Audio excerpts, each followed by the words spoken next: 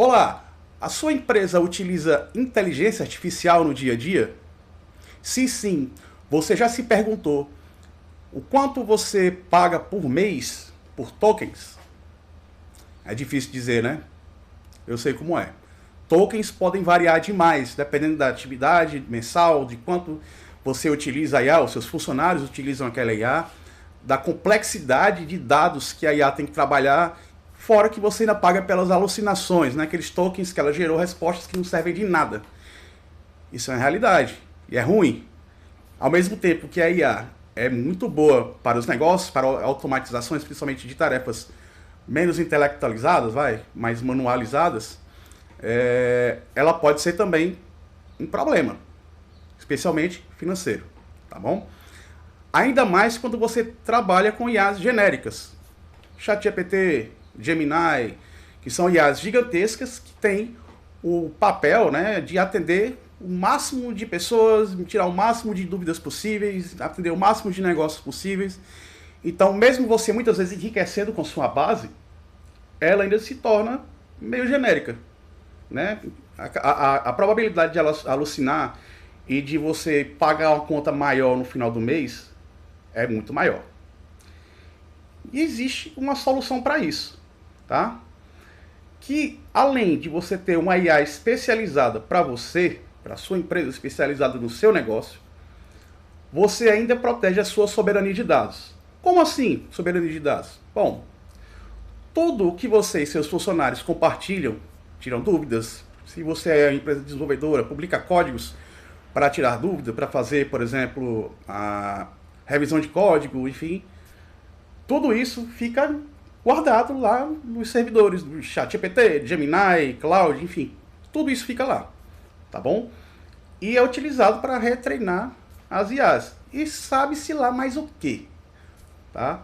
Então, assim, quando você está utilizando esses grandes, né, as Big Techs, você além de estar pagando para utilizar, ou seja, se a IA ela está inserida no seu core business, né, agora é um risco, porque o Google, o ChatGPT, enfim, vão virar teus sócios. De fato é isso, são sócios sanguessugas. Eles vão te entregar uma coisa, porém, eles vão consumir o seu valor, né, o dinheiro. Beleza? Como é que a gente resolve isso? Bom, existem no mercado já há um bom tempo, tá, principalmente na área open source, né, ou seja, de código aberto, as LLMs quantizadas. O que são LLMs quantizadas? Né, são modelos de linguagem, igual o Gemini, igual o ChatGPT, porém com a capacidade de dados, com a quantidade de dados, na verdade, que ela contém de aprendizado, bem reduzidas. Aí você responde assim, você pensa, né? Pô, mas para que eu vou usar um negócio que é mais burro, entre aspas? Bom, realmente, se você for trabalhar com eles para fazer perguntas genéricas, que você faria para um Gemini, para um ChatGPT ali no browser, realmente ele não vai funcionar bem. Eles têm menos informações do que os grandes, né, os modelos grandões e parrudos das grandes Big Techs. Porém, eles são muito bons para especialização. Aí a pessoa fala assim, quem entende um pouco de IA vai dizer, pô, mas eu vou ter que passar muito tempo treinando, vou ter que gastar horas. Não, não precisa. Existe uma maneira de você enriquecer as IAs, que é basicamente como fazem com as IAs lá do Copilot, do Gemini, né, enfim, o ChatGPT, quando se usa dentro das empresas, seja para o que for, para guardar documentação, para vendas, por exemplo, automatizar vendas, né, criar chatbots, que é uma coisa chamada RAG, que as pessoas chamam, estou enriquecendo a minha IA, nada mais é do que uma RAG, tá certo? Se você conseguir passar uma RAG, criar uma RAG que seja bem resumida, concisa, contendo o necessário para um modelo pequeno se especializar, né? Ou seja, ele é como se ele fosse mini treinado a cada pergunta que um usuário faz. Então, o usuário faz uma pergunta, existe um sistema que, antes de enviar para a IA, vai consultar lá no seu banco de dados, ele vai, através daqueles dados, gerar uma RAG. Né? A RAG ele é como se fosse uma base de conhecimento que vai embutida no prompt da IA.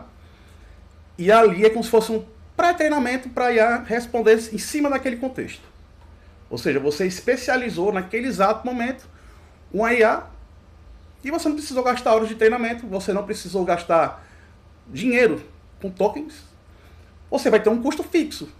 Qual é o custo fixo? É o custo do hardware para manter aquela IA funcionando. Que você pode manter essa IA funcionando em clouds privadas, remotas, ou até mesmo on-premise. Ou seja, dentro do data center da sua empresa. E nesse caso tem uma vantagem maior ainda, porque esses dados nunca vão atravessar a barreira da internet. Não é verdade? Então, tudo que o seu funcionário, você conversar com a sua IA que está dentro da sua empresa, nunca vai ser compartilhado com mais ninguém.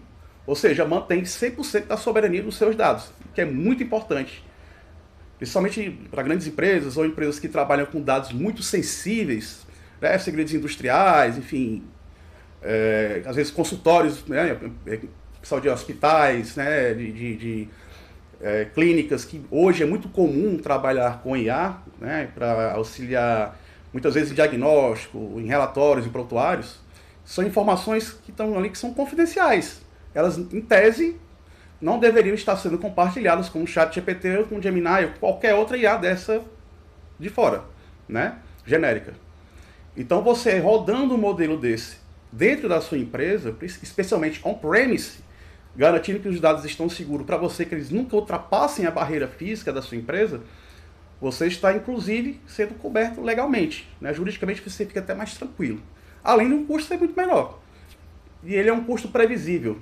Você sabe quanto você vai gastar por mês com aquele hardware. Simples assim.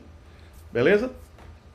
Nesse vídeo eu vou dar um pequeno exemplo de o quanto uma IA dessas, né, de pequeno porte, ela pode ficar tão especializada quanto e até mais especializada do que as IAs de grande porte. E por quê? Qual é o paradoxo? Se ela tem menos dados, como é que ela vai conseguir ficar mais especializada no meu negócio? A lógica é um pouco simples, né? Se você tem mais dados, a IA ela tem um paradoxo. Quanto mais dados ela tem, maior a capacidade dela alucinar, porque ela começa a cruzar dados que muitas vezes não tem nada a ver com o contexto que está sendo conversado ali, mas que semanticamente, né, o cálculo semântico, ou o que a IA acha que é semântica, baseado em tokens, em cálculos algoritmos, confundem ela. Então ela meio que acha, na verdade a IA não acha nada, porque ela não tem cognição, ela não pensa, ela só gera texto. Tá? Ela acha, entre aspas, que aquela resposta que ela está lhe dando condiz com o histórico de dados que ela tem do pré-treinamento dela. E isso muitas vezes pode causar uma confusão. Se é uma IA reduzida, ou seja, com a capacidade de dados reduzidas, ou seja, o que ela sabe é reduzido, ela vai ter muito menos fontes de alucinação. Então isso também é uma vantagem, desde que você consiga ter uma RAG, uma base de conhecimentos, que vai ser enriquecida para IA, né? Vai utilizar como enriquecimento para IA, bem sólida e bem concisa. Porque também nada é só pró, tem um contra também. As IAs pequenas, elas têm uma menor capacidade de manter a atenção naquele contexto inicial, no contexto da conversa. Porque a janela de contexto dela geralmente é muito menor, tá bom? Então, os dados, você pode tornar dados bem otimizados, resumidos e só o necessário, que é o que se chama também de KVP, né? É o Key Value Pair, que você basicamente transforma uma RAG num KVP, você torna a IA muito mais especializada, milimetricamente especializada nos assuntos da sua empresa, nos assuntos daquele contexto do qual foi iniciada uma conversa com a IA. Tá bom? Então, eu vou mostrar aqui um exemplo, eu vou usar um programa chamado Ollama, que é um inferidor que você pode instalar aí no Windows, Linux, onde você quiser, tá? E você consegue rodar modelos pequenos como esses que eu estou citando, para que ele crie um mini chatbot ali e tal, você pode conversar.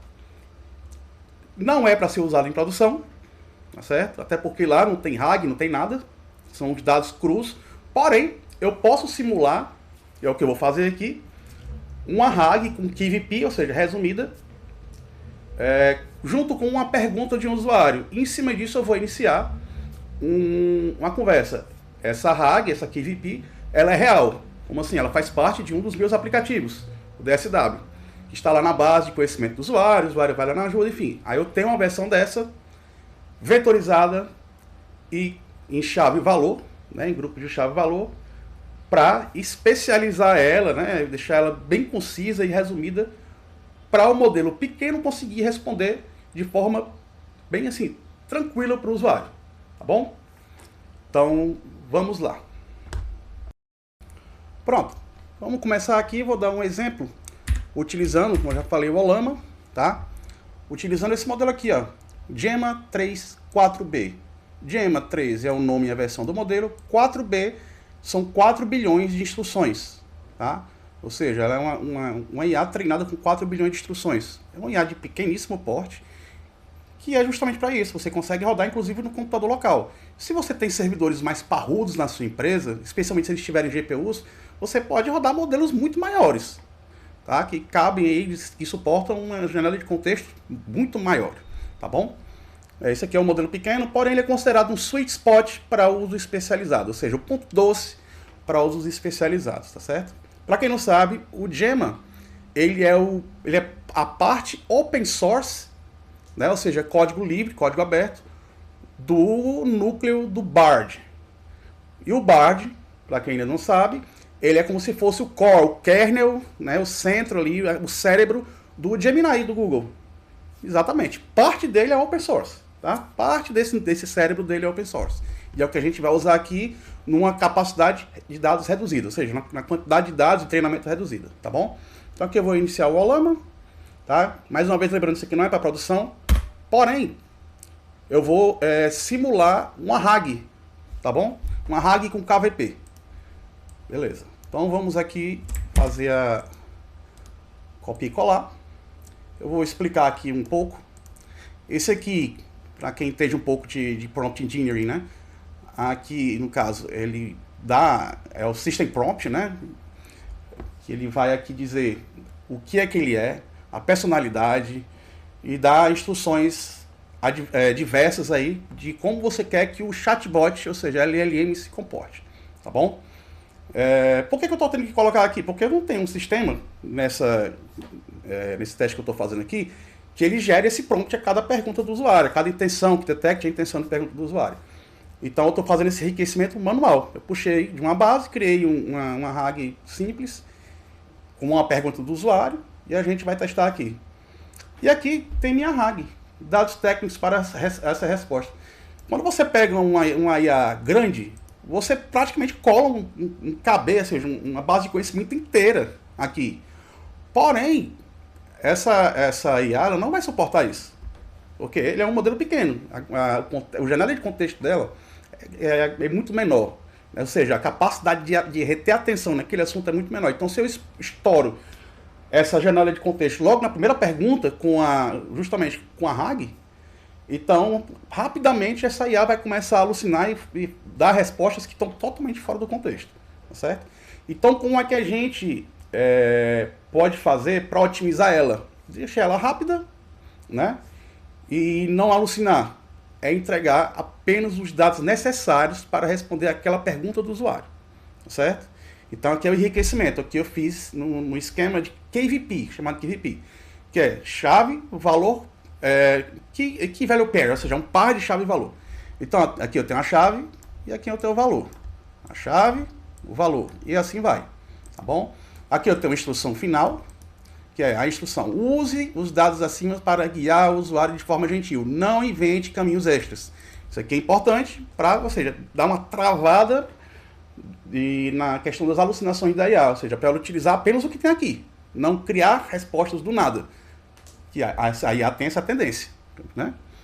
Então, e aqui eu delimito aqui nesse prompt a pergunta do usuário, né? DSW, no caso, é um aplicativo meu focado aí para ganhos de motoristas de aplicativo. Então, a pergunta do usuário: o meu DSW diz que a acessibilidade está ligada, mas ele não lê nada na tela da Uber. O que eu faço? Logicamente, o usuário não vai botar isso aqui tudo, ele vai botar só a pergunta. E quem identifica e cria a RAG é o sistema que está por baixo antes de enviar para a IA, certo? Então, aqui é a IA respondendo. Rapidinho, está rodando da minha máquina.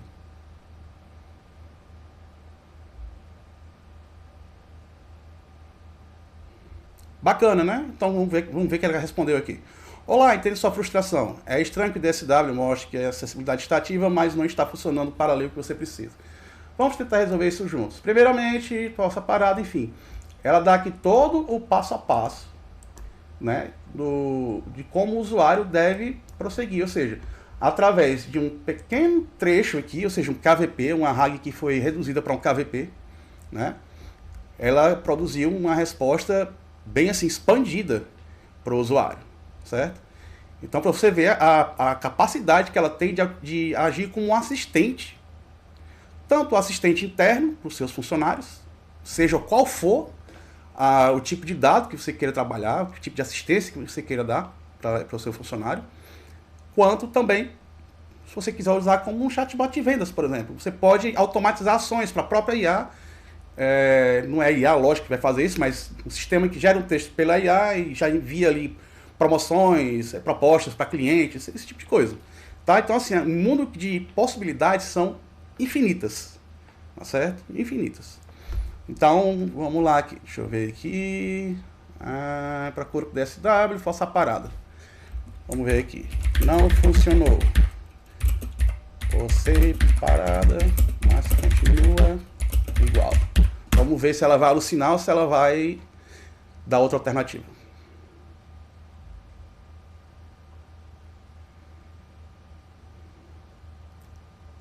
Ainda se manteve dentro do contexto, olha lá. Entendo, que chato isso. Vamos tentar outra coisa. Como o problema parece ser um bug no Android que mantém o serviço de acessibilidade ativo sem funcionar, o próximo passo é verificar se o aplicativo DSW está atualizado. É verdade? Por favor, tente abrir a loja de aplicativos do seu celular, Google Play Store ou App Store e procure por atualizações para o DSW. Se houver alguma atualização disponível, instale-a e veja se o serviço de acessibilidade começa a funcionar corretamente. Se ainda assim não resolver, você pode tentar reiniciar o celular. Às vezes a reinicialização pode ajudar a resolver problemas inesperados. Espere que isso funcione. Se ainda tiver problemas, me diga.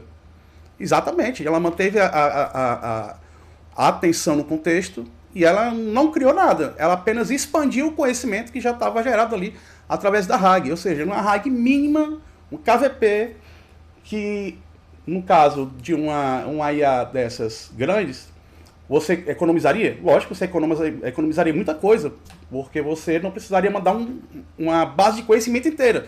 Lógico, é muito mais fácil, muito mais rápido, menos custoso, de forma braçal, você mandar uma RAG inteira, né? Uma KB inteira. Porém, na prática, você vai estar gastando muito mais dinheiro. Tá? E a capacidade da IA grande alucinar é muito maior. Muito maior. Aqui, como ela é uma IA que tem menos dados, ou seja, ela consegue ficar mais especializada, mais atenta a esse contexto específico. Muito embora, aí vem a troca, a janela de atenção dela seja muito menor do que nas IAs grandes. Tá? Tem essa questão também. Ou seja, eu consigo persistir muito menos informações num contexto do que numa IA grande. Tá certo? Então isso também...